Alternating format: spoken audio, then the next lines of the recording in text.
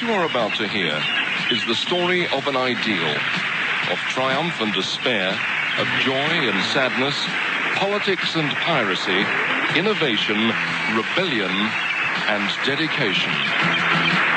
A story which revolutionized the music industry and culminated in not only the restructuring of the BBC, but the introduction of commercial radio in Great Britain. It concerns what was in fact to become a European cult and an international legend. For this is the story of Caroline, Queen of the Pirates. Loving awareness, Radio Caroline. Love and good music, Radio Caroline. Live from the North Sea on 558 kilohertz, this is Europe's first and only all-day music station, Radio Caroline International. Love and good music, Radio Caroline. Back in 1964, when a young Irishman, manager of the then unknown Alexis Corner Group, the Rolling Stones and Georgie Fame, tried to attain radio airplay for his artists. At this time, British radio only entertained the subject of pop music for 2 hours a week, and even then it was the already established performers whose records were played. So, in such a situation, how could any new talent on the music scene become recognized? A man who intended to discover the possibilities was Ronan O'Rahilly. I mean, I can remember well going around with an acetate of what we'd recorded with Georgie after I discovered that BBC wouldn't play it at all because it wasn't on EMI Decca.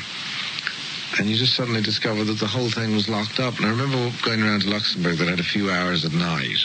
And I remember sitting with the head of Luxembourg. How I got into his office, I'll never know. I mean, I was quite good at chatting my way through things. But anyway, I'm sitting there in the office, and he had two of his sort of colleagues in the office with him.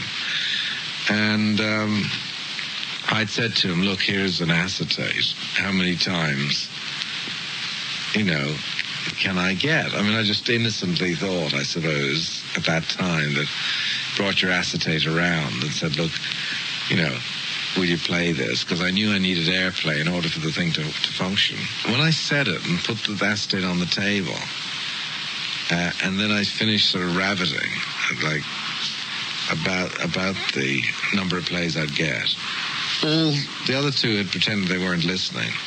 All three of them burst out laughing at the same time. It was a spontaneous laughter at the idea that somebody could walk in and believe that there was a possibility that he could get a record played on Luxembourg. And the head of Luxembourg then pointed out to me these, that I hadn't sort of seen before, these blackboards up on the wall. And it was EMI show, Decca show, EMI show, Decca show, EMI show, Decca show.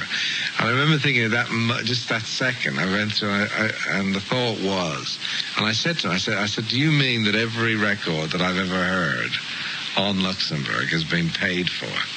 And he said, you're absolutely right. And he said, we're booked up for 5 years.